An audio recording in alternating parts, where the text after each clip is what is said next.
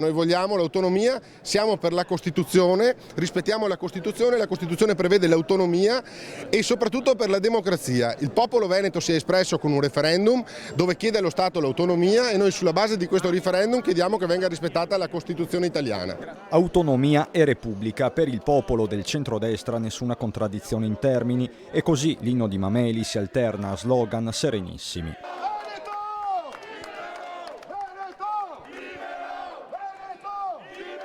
Questo è il flash mob dei partiti che a Roma si trovano all'opposizione e proprio il governo è il primo e quasi unico bersaglio. Esecutivo bocciato nella gestione dell'emergenza Covid anche dal primo cittadino di Treviso che abbandona i toni concilianti più volte usati in sede istituzionale. A fronte di un'emergenza sanitaria noi siamo stati i primi alleati di questo governo perché abbiamo messo da parte le tessere di partito e abbiamo tutti lavorato per la comunità per uscire quanto prima da questa emergenza, ma a fronte dei ritardi e delle ingiustizie che stanno tuttora avvenendo nella distribuzione dei fondi noi non possiamo che bocciare questo governo. E che sia il primo giorno di campagna elettorale per il centrodestra in vista delle regionali lo ammette senza problemi l'assessore Caner. Assolutamente sì, diciamo che noi siamo sempre in campagna elettorale perché con questo governo che nei fatti non dà risposte significa in sostanza che ci può essere un'alternativa nei fatti e l'unica alternativa è il centrodestra. Di centrodestra unito proprio in vista delle elezioni parlano anche gli esponenti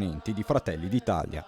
È la dimostrazione che siamo presenti in maniera unitaria su tutti i territori sia a Treviso che in Veneto che a livello nazionale. Questo è il messaggio migliore per dire che vogliamo votare subito e sicuramente vinceremo. Il governo non ci ha aiutato e quindi le amministrazioni hanno dovuto sopperire a tutte le difficoltà che si sono succedute in questo periodo e quindi abbiamo affrontato in prima linea questa emergenza, ma siamo stati lasciati soli. Fratelli d'Italia ovviamente con il suo leader Giorgia Meloni sta facendo tutte le azioni possibili e immaginabili per cercare di contrastare le azioni e lo sbando di questo governo che ci sta portando alla deriva come paese.